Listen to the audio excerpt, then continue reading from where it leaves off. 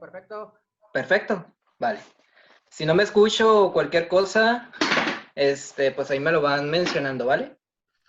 Bueno, vamos a darle rápido porque ahorita tengo un asunto bueno, en 1 hora y media, pero el tema de hoy va a ser acerca de las reliquias del Big Bang. En este caso, pues yo creo que en este momento quizás ustedes ya tengan más o menos una idea de lo que es el Big Bang, de cómo se originó el universo. Sin embargo, en este momento lo que yo pretendo compartirles a ustedes es acerca de los primeros minutos o los primeros segundos de vida del universo primitivo, es decir, qué le pasaron a los núcleos atómicos, qué le pasaron a los átomos, y después vamos a ver otra reliquia muy importante que tiene que ver con la radiación de fondo cósmico de microondas, con el fondo cósmico de microondas, que probablemente más de uno de ustedes ya ha escuchado de esto. Y nada más, esta es una conferencia que decido compartir con ustedes. También es una conferencia ya más íntima. En mi caso, es una conferencia que yo decido dedicarle a mis abuelos que fallecieron este año. Pero bueno, eso ya es eso es otro tema y no hay que ponernos en dramas y vamos a darle, ¿vale? Bueno, primero que nada, en el año 1922 había un matemático ruso, antes de hablar de ellos dos primeramente, había un matemático ruso que había estudiado la expansión del universo. En más detalle, lo que él había estudiado en esa expansión del universo, este hombre se llamaba Alexander Friedman, perdónenme por mi inglés, este matemático ruso llamado Alexander, se encargó de estudiar la expansión del universo a partir de la teoría de la relatividad general de Einstein, a partir de sus matemáticas. Sin embargo, una década atrás, ya habían otros científicos y otros físicos que se encargaron de estudiar si el universo o bien era estático o bien si estaba en expansión. En el año 1927, ya cuando se había estudiado el cielo y y habían ciertas nebulosas que realmente no eran nebulosas, sino más bien eran galaxias que se estaban desplazando hacia el rojo, o sea, se estaban alejando más de nosotros. Había un sacerdote que también es conocido como el padre de la teoría del Big Bang, que postuló lo mismo que este matemático, este hombre que postuló lo mismo que el matemático y hablaba acerca de la expansión del universo y utilizó las ecuaciones de la relatividad general para estudiar eso. Sin embargo, este hombre se llamaba su nombre es George Lemaitre, y había otro físico que se llamaba Hubble, ya lo conocerán algunos. En 1929 él aportó lo que vendría siendo una de las evidencias, bueno, evidencias muy importantes sobre el origen del universo, que tiene que ver con la ley de Hubble. En este caso, no voy a profundizar mucho en ello, solamente este es un pequeñísimo repaso. Lo que pretendo más bien profundizar o no tanto, bueno, sí, hablar más al respecto es acerca de los primeros intervalos de tiempo, o sea, los primeros segundos acerca del origen del universo, ¿vale? Y para hablar acerca del origen del universo, primero rápidamente hacemos un pequeño repaso acerca de la estructura de un átomo, ¿está bien? Como sabrán, un átomo, obviamente los átomos no se ven así, no se van a ver así nunca, pero para que nos quede claro la idea, nosotros sabemos que un átomo está formado por partículas como protones y neutrones que están en el núcleo atómico. Los protones son partículas con carga positiva y los neutrones no tienen ni carga positiva, pero tampoco tienen carga negativa. Y alrededor existen otro tipo de partículas que son los electrones que tienen carga negativa. ¿Está bien? Ahora bien, existe un átomo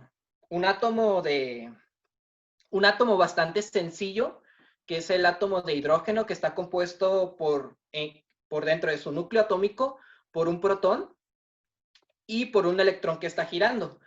Obviamente en la naturaleza se conocen átomos muchísimo más complejos que el átomo de hidrógeno. Sin embargo, quiero hacer entender, más bien hacerles entender que no todas las sustancias ordinarias, es decir, no toda la materia ordinaria, no todo lo que vemos o lo que podemos medir, lo que podemos estudiar con claridad, no siempre estaba conformada de átomos. Una disculpa también por la gráfica, pensé que sí se había corregido, pero al final no sé por qué no se pudo corregir. Pero en fin, aquí lo importante que tenemos que entender es acerca de la temperatura del Big Bang, que a medida que el universo se iba expandiendo, o sea, a medida que el universo pues iba creciendo y las partículas se estaban formando y demás, cuando el universo tenía unos 100 segundos de vida, la temperatura fue de unos 1.000 millones de grados. Y vamos a llegar a un suceso que pasaron 380.000 años y que tiene que ver con la radiación de fondo cósmico de microondas. ¿Ok? Pero lo más importante de esta conferencia es preguntarnos, pues sí, básicamente cómo era el universo en ese momento. No tanto cómo, o sea, sí podemos tener en claro la teoría, pero lo importante aquí creo es saber qué es lo que pasó en esos intervalos de tiempo muy pequeños. ¿Ok? Resulta que el universo era como una clase de infierno en general, era un infierno total en donde las partículas, como los protones, como los neutrones, como los electrones, se estaban moviendo a grandes velocidades. Y existían otro tipo de partículas que son los fotones, que son la partícula de la luz, que también que están interaccionando con las partículas de carga. Eso ya lo veremos más adelante.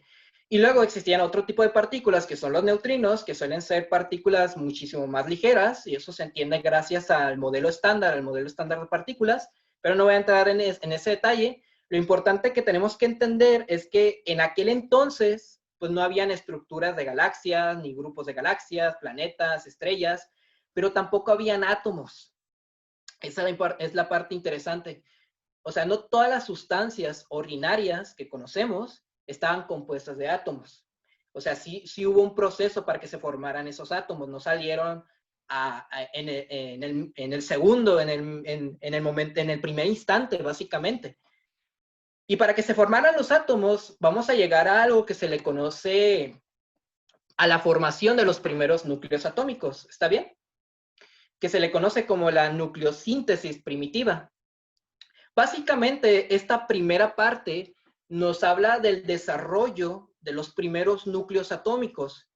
Quiero aclarar una cosa, es que cuando yo les había mencionado que las partículas se estaban moviendo a grandes velocidades, yo había mencionado que el núcleo atómico del átomo de hidrógeno es solamente un protón. Consideramos que ese es un núcleo atómico, sí, pero no habían átomos más, bueno, no habían núcleos atómicos que fueran más complejos, ¿vale? Y de hecho, esta parte de la formación de los núcleos atómicos, no sé si a uno le puede llegar a recordar, se parece mucho a las reacciones nucleares que suceden en una estrella. Cuando las estrellas utilizan su hidrógeno para después quemarlo, bueno, generar helio y así generar energía y estas que pues permiten que puedan brillar las estrellas, ¿no? Y básicamente esto es algo muy claro. En este caso, cuando el universo ya se estaba expandiendo y ya cuando habían pasado algunos segundos de vida, los protones y los neutrones que se estaban moviendo, pues empezaron a juntarse y empezaron a formar núcleos atómicos. En este caso, formaron el deuterio, que es la formación de un protón y un neutrón, y luego formaron este tipo de helio, y luego ya formaron el helio que vemos originalmente, que está conformado por 2 protones y por 2 neutrones, ¿vale? Y bueno, esta es la primera parte. Entonces estamos hablando de que el universo primero se llenó de electrones, pero también se llenó de núcleos atómicos en los primeros intervalos de segundo de vida del universo. Una reliquia súper, pero yo digo que es súper importante, que no voy a profundizar en ella porque hay cosas, pues suelen ser muchísimo más complicadas de entender, pero lo importante es que se puede calcular la abundancia, y digo, se puede calcular la abundancia de los núcleos atómicos del universo primitivo. ¿Cómo se logra eso? En primer lugar, se logra a partir de las ecuaciones de la relatividad general, es decir, a partir de las ecuaciones y las matemáticas que se encuentran al lado de Albert Einstein, que tienen que ver con tensores, ecuaciones diferenciales parciales, bla, bla, bla, bla. Y por otro lado, conociendo la información de los átomos, de los núcleos en general. Gracias a que se juntó esta información, se pudo calcular la abundancia de los elementos, o bueno, de los núcleos atómicos que había en el universo primitivo. Estos núcleos atómicos ya lo vimos en lo que era la nucleosíntesis primitiva, en donde vimos que helio era un 25%. Estos cálculos se pueden llevar a cabo. Nuevamente hay matemáticas que suelen ser pues, bastante complejas, pero que dan resultados prometedores. Es como una reliquia súper importante porque ya se pueden calcular la cantidad de elementos, o sea, la abundancia de estos elementos. O sea, es una cosa pues bastante prometedora para cosmólogos y astrofísicos, ¿vale? Ahora sigue el segundo evento, y el segundo evento tiene que ver con la recombinación. Y bueno, ya se formaron los núcleos atómicos, ¿vale? En este momento ya se habían formado núcleos atómicos. Y cuando el universo tenía unos 300 segundos, la temperatura había descendido a unos 600 millones de grados, ¿vale? Cuando había pasado eso, en el universo ya estaba lleno de núcleos atómicos, ¿vale? Pero también estaban llenos de electrones que se estaban moviendo, pero que no habían formado átomos, que eso quede claro, no se habían formado átomos. Y había una enorme cantidad de fotones, la partícula de luz, que más adelante vamos a hablar de ella, pero lo importante que tenemos que entender es que existía un tipo de materia que tiene que ver con el plasma, y este plasma tiene que ver con la interacción, o sea, la interacción de partículas cargadas, es decir, de núcleos atómicos y de electrones, con los fotones, es decir, los fotones van a interaccionar con los núcleos atómicos y con los electrones, ¿ok? Van a interaccionar con ellos. En este caso se va a generar un tipo de materia que es el plasma. Y de hecho, en el universo primitivo, lo más sorprendente es que la materia ordinaria estaba compuesto de plasma, porque había una interacción de fotones y de cargas, pues de partículas que están altamente cargadas. Obviamente la materia ordinaria también se concentra en el gas intergaláctico, o también se puede decir que este gas intergaláctico, que es una concentración de materia en el universo, es una clase de plasma, pero muchísimo menor a la época de la recombinación, ¿vale? Resulta, vamos a imaginarnos esta situación, supongamos, ¿vale? Imaginemos que todo esto es como el plasma. La recombinación, no debería llamarse recombinación, eso es cierto. Ya les explicaré por qué. Resulta ser que imagínense que el fotón es una clase de hombre que no sé, que ha tenido que tiene varias ex y que se topa a varias de sus exparejas y que no puede ir en línea recta porque cada vez que va caminando por la calle o cada vez que está dando una conferencia o cada vez que está en X o Y lugar, se topa a su expareja. Y obviamente, pues, es un fotón que se topa con varias de sus exparejas. Bueno, eso ya sería más bien como una analogía, claramente. Y lo importante que tenemos que entender es que estos fotones no podían ir en línea recta, ¿ok? No podían ir en línea recta. ¿Por qué? Porque se veían obligados a interaccionar con este tipo de partículas. En este caso, estos círculos que están aquí, podemos decir que son como los núcleos atómicos y estos son los electrones. También chocan contra los electrones, ¿vale? Y la razón por la cual el fotón se ve obligado a interaccionar con este tipo de partículas es porque los fotones son radiación electromagnética. Al ser radiación electromagnética, se ven obligados a interaccionar con ellos. Cuando el universo, por finmente, el universo se estaba expandiendo, una disculpa, cuando el universo se estaba expandiendo y los electrones iban perdiendo velocidad, cuando los electrones iban perdiendo velocidad, permitieron que los núcleos atómicos, es decir, los núcleos atómicos que se habían formado ahí, los electrones, bueno, los núcleos atómicos permitieran agarrar a los electrones. Cuando eso pasó, se formaron los átomos. Aquí fue el nacimiento de los átomos. Y ustedes pueden preguntar, entonces, ¿por qué los fotones no se ven obligados ahora a interaccionar o tener una interacción con los átomos, porque se pueden tomar como neutros. Y al ser tomado como neutros, como una carga neutra, por así decirlo, permite que los fotones, en vez de estar chocando con los núcleos atómicos o los electrones, permita viajar en línea recta. Y esto pasó hace 380,000 años, cuando el universo tenía una temperatura de 3000 grados, no kelvins, 3000 grados. Y cuando sucedió eso, llegó algo que se le conoce como la radiación de fondo cósmico de microondas. La radiación de fondo cósmico de microondas es de verdad, yo me quedé sorprendido, de verdad, yo me quedé sorprendido de la información que un cosmólogo, bueno, que un cosmólogo puede adquirir de ella, que un astrofísico que sea teórico, decida tomar información de la radiación de fondo cósmico de microondas.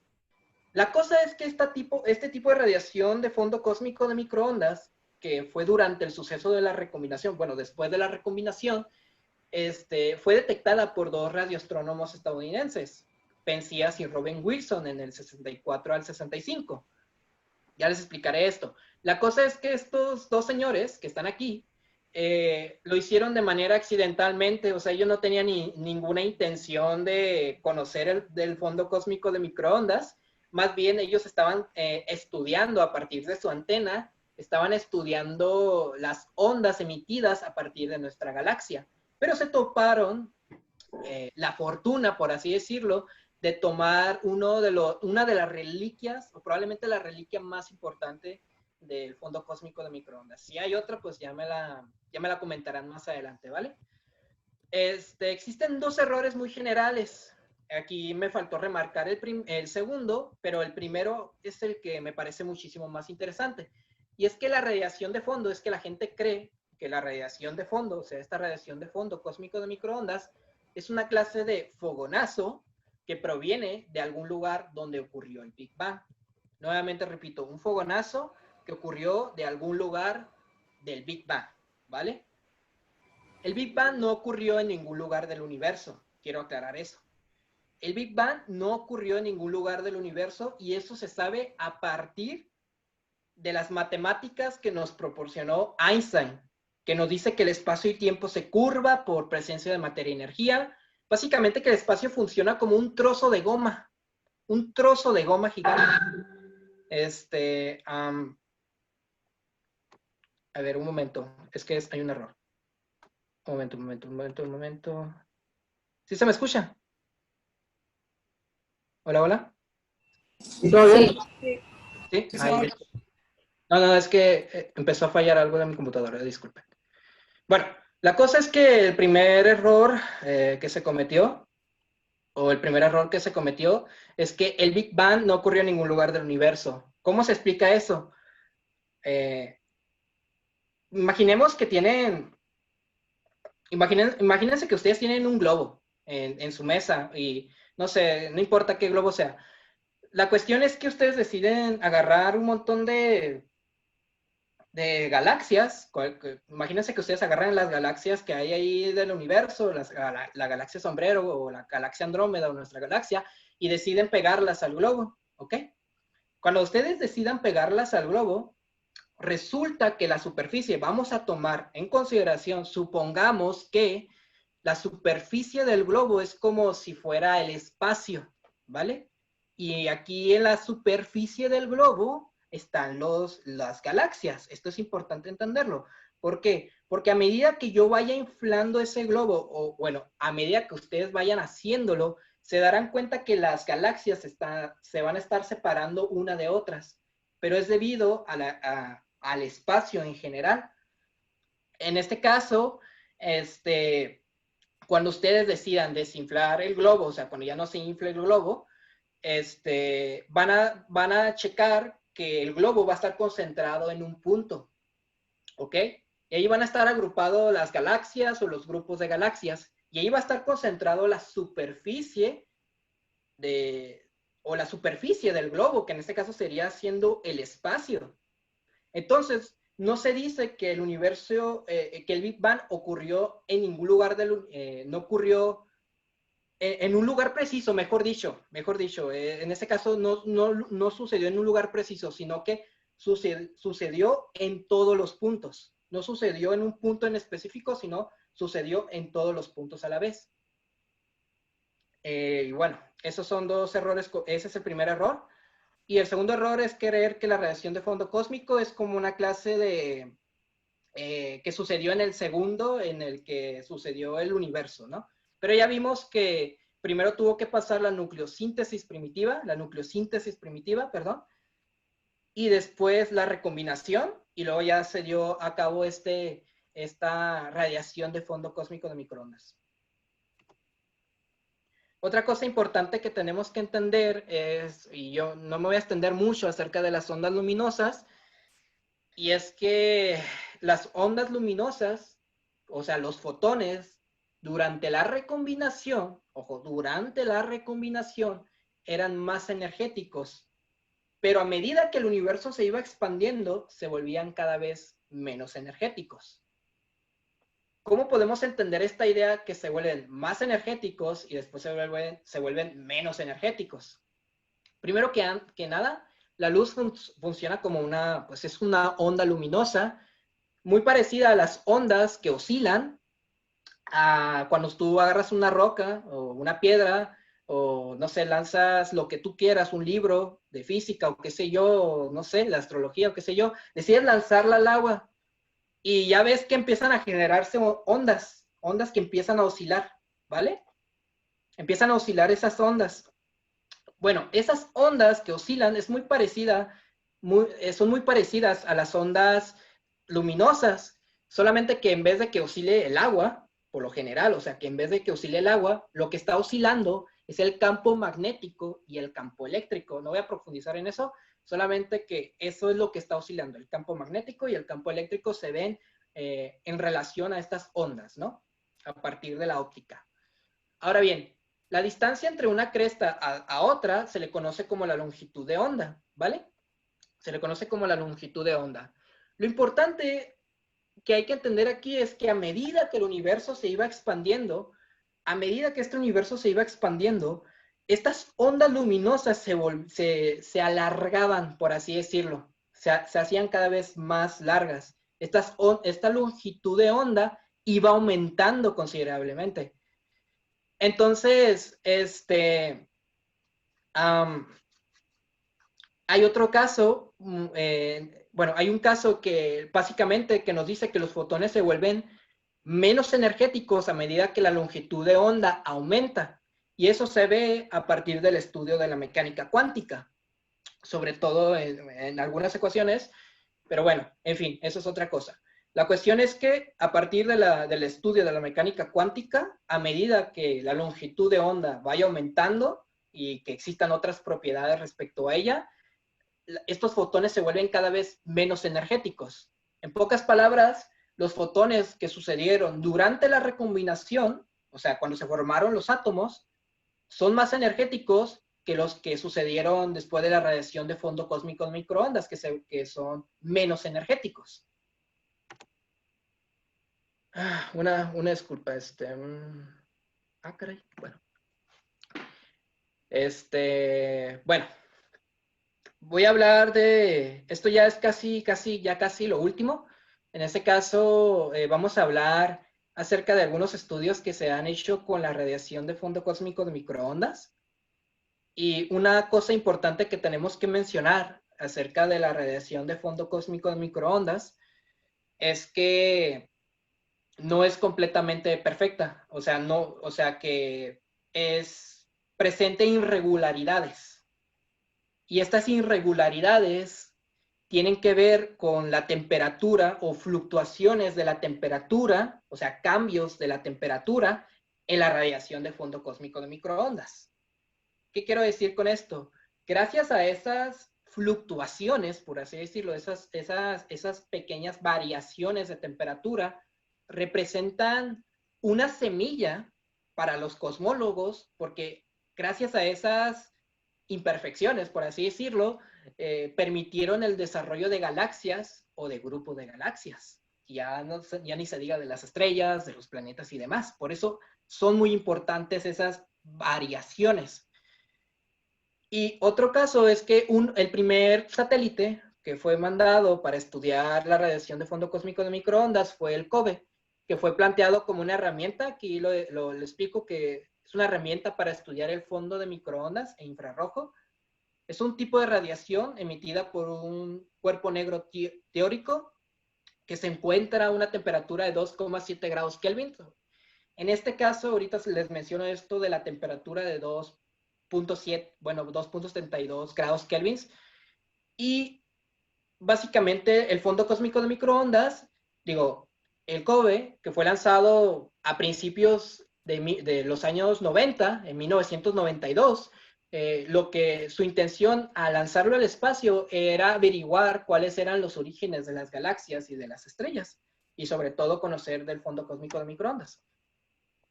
Esta es la vista que tiene lo que vendría siendo el COBE, que fue publicado. Los datos ya se publicaron en 1992. Esta representación, básicamente es una representación de la distribución de la temperatura, y gracias a que los fotones, que son una fuente de energía, permitieron medir cuál era la temperatura en aquel entonces. Y se registró una temperatura, según los datos de esta tablita, la temperatura mayor fue de 2,72 kelvins o 2,73 kelvins. Y bueno, este fue el COBE. En este caso fue lanzado en 1992. Sin embargo, lanzaron una sonda, la sonda de la NASA. Esta sonda de la NASA que fue lanzada en junio del 2001 y cuya misión tenía las mismas intenciones que la radiación de fondo cósmico, bueno, que el COBE. Tenía las mismas intenciones: conocer las variaciones de la temperatura de la radiación de fondo cósmico de microondas. Y el objetivo era comprobar las teorías sobre el origen del universo, o sea, recabar suficiente información acerca de la radiación de fondo cósmico de microondas, y después ver si esta información que se tiene puede llegar a tener relación con la teoría que se ha ido desarrollando con el tiempo, en este caso la teoría del Big Bang. ¿Vale? Y bueno, aquí me faltó un poco editarlo, pero esta imagen que está aquí representada es básicamente la que tomó la sonda de la NASA. Estos datos fueron publicados, si no me equivoco, en el año 2003. Y básicamente estas pequeñas arrugas que ven así como que azul y luego un azul menos, bueno, ven así como que morado y luego ven rojo, más bien se refiere si no me equivoco, de todos modos, cuando lleguemos a la época bueno, cuando lleguemos a preguntas y respuestas, pues a ver si no me equivoco con esto, pero básicamente habla acerca de la temperatura de los fotones que fueron emitidos durante la recombinación, ¿vale? Por eso se ve de esta manera. Y el más importante, bueno, los últimos dos fueron también muy, muy importantes, pero el que representó como que una victoria para lo que vendría siendo la historia de la cosmología, tiene que ver con la Agencia Espacial Europea de Planck, en este caso, cuando fue lanzado Planck. Y vuelvo y repito, tenía las mismas intenciones que el COBE y que, bueno, no sé si las mismas intenciones, probablemente trató de estudiar otros datos, como por ejemplo las ondas sonoras, perdón, las ondas sonoras que fueron lanzadas durante el origen del universo. Eso es otro tema. Pero la cuestión aquí es que el Planck, cuando fue lanzado, bueno, ya cuando el 21 de marzo del año 2013, dentro de la historia de la cosmología, básicamente pudo recabar, perdón, suficiente información más detallada, más precisa acerca de la radiación de fondo cósmico de microondas. Esto para los cosmólogos representa una reliquia sumamente importante, porque hay muchísima información acerca de la radiación de fondo cósmico de microondas. Quería profundizar en otros temas, como por ejemplo el sonido del universo primitivo, pero realmente voy a ser honesto con ustedes, fue un área fue una parte o fue un tema que me pareció bastante complicado como para poder explicarlo. Ya dejando de lado lo que estaba proponiendo y demás, realmente no encontré la manera de cómo explicarlos, pero eso también si ustedes pueden investigarlo, de cuál era el sonido del universo primitivo y tienen que verificar la historia, pueden verificarlo con la radiación de fondo cósmico de microondas. Pero no sé si le dicen así, pero bueno, ya me lo comentarán más adelante, ¿vale?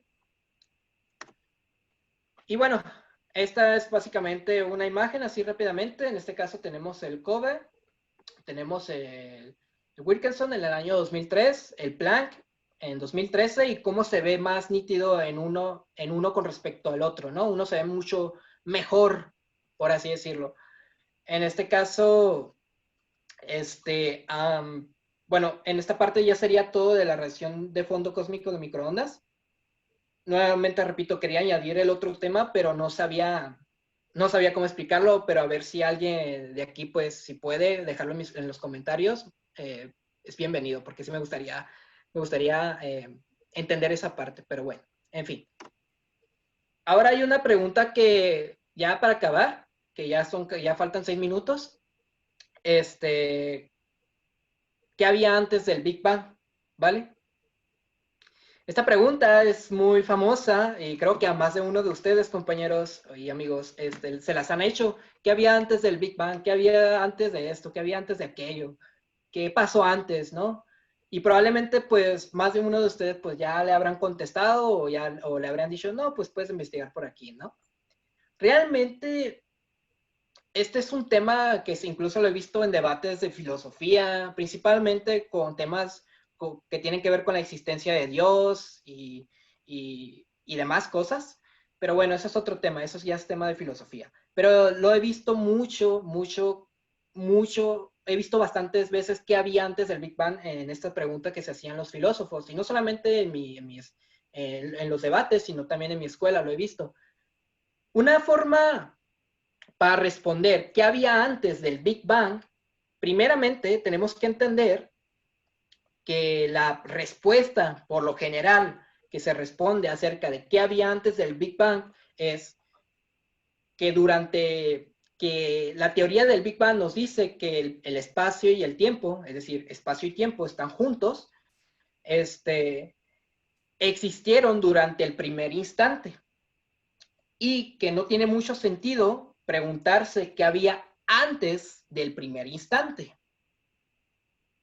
La cuestión es que, pongamos un ejemplo, ustedes imagínense que viviéramos 500 años antes de Cristo o 500 años antes de nuestra era, como sea. Y pues sabrán que las civilizaciones antiguas o algunas civilizaciones antiguas creían firmemente pues creían que la Tierra era plana. Bueno, algunas civilizaciones, por ejemplo, creo que los aristotélicos no creían eso, si no me equivoco. La cuestión es que en base a nuestra propia experiencia, en base a nuestros propios sentidos, nosotros podríamos decir, ah, no, la Tierra es plana. Pero obviamente, claramente hoy en día, en el siglo XXI, ya sabemos que no es así, que no podemos guiarnos siempre por nuestros sentidos o por nuestra experiencia para llegar a ciertos resultados. Y básicamente, si tú trataras de caminar, pues para ti lo que tú tratarías de llegar es hasta un punto determinado, o sea, llegar hasta un punto final. Iniciaste en un punto inicial y terminaste en un punto final. O sea, que caminaras hasta el polo sur, por ejemplo. Pero obviamente tú no te puedes preguntar qué había antes del polo sur, porque si tú avanzas más allá del polo sur, te vas a ir directo al polo norte. Una forma de entenderlo es que el polo sur del tiempo, es decir, de las ecuaciones de la relatividad general, o sea, las ecuaciones de la relatividad general de Einstein nos dicen que existe algo así como un polo sur del tiempo. Esta superficie que ven aquí es la historia del tiempo, ¿está bien? Imagínense que ustedes, pues son él, pues básicamente, y deciden caminar en esta superficie que son los momentos en el que sucede el universo como tal. Y estos anillos son como pequeñas rebanadas que parten este, pues esta parte geométrica, ¿no? Que decide partirlo como si fueran rebanadas. Y esos anillos representan los momentos o la historia del Big Bang. Lo que resulta fascinante es que a medida que si tú decidieras viajar al primer instante del origen del universo, en vez de ir más para atrás, te va a mandar hacia arriba, en la superficie. Eso es básicamente lo que se dice, que no tiene mucho sentido preguntarse qué había antes del primer instante. Quedan 2 minutos, pero básicamente la idea es, esta condición del polo sur del tiempo, hay que tener cuidado, advertencias. La primera de ellas es que la relatividad general, o sea, cuando se trabajan con las matemáticas de esto, resulta que te topas con algo que se le conoce como la singularidad.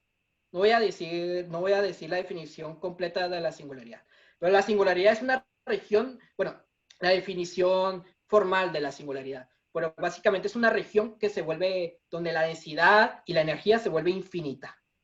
Resulta que la teoría de la relatividad indica que existe algo que se le conoce como la singularidad.